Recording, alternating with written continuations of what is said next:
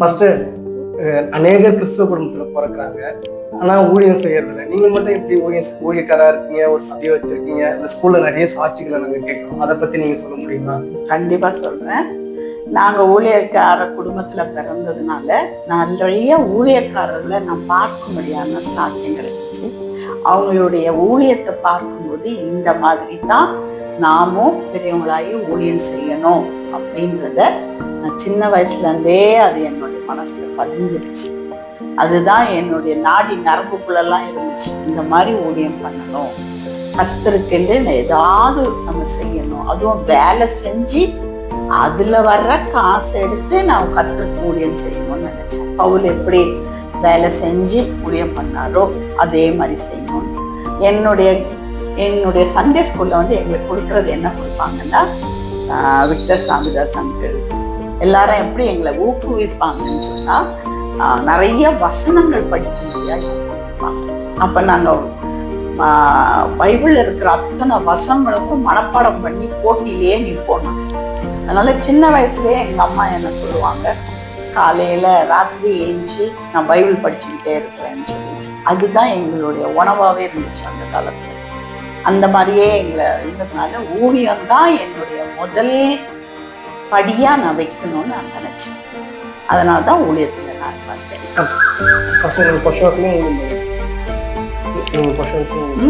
நான் இப்ப சின்ன குழந்தை புஷ்பகத்துல இருந்து ஊழியக்காரோட இருந்திருக்கீங்க.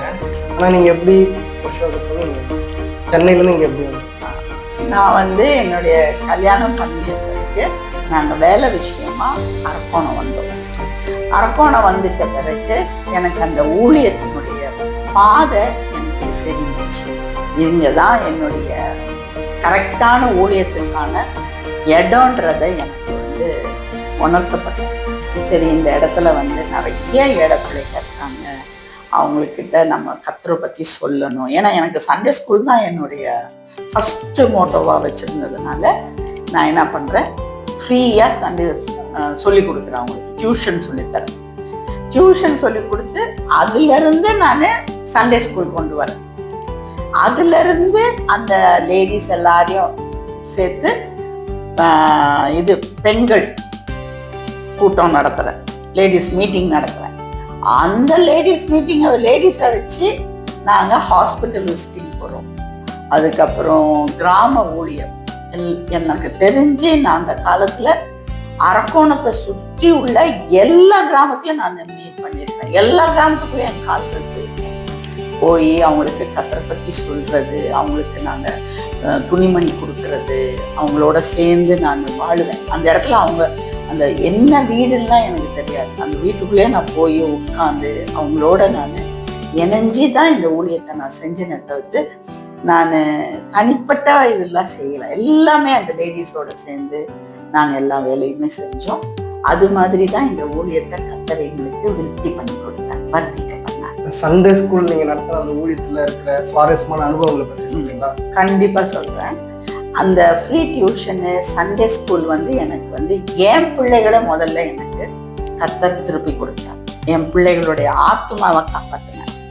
ஏன்னா நம்ம வந்து மற்றவர்களுக்கு கர்த்தருடைய வார்த்தையை சொல்லும் போது நம்ம வீடு பக்தி விருத்தி ஆகுது, நம்ம வீடு பரிசுத்தமாகுது. அப்ப பிள்ளைகளும் என்ன பண்றாங்க, அந்த பக்தி விருத்திலேயே வளர்க்கப்படுறாங்க. இப்ப நீங்க பாத்தீங்கன்னா அந்த காலத்துல ஒளியும் இருக்கும் வெள்ளிக்கிழமை.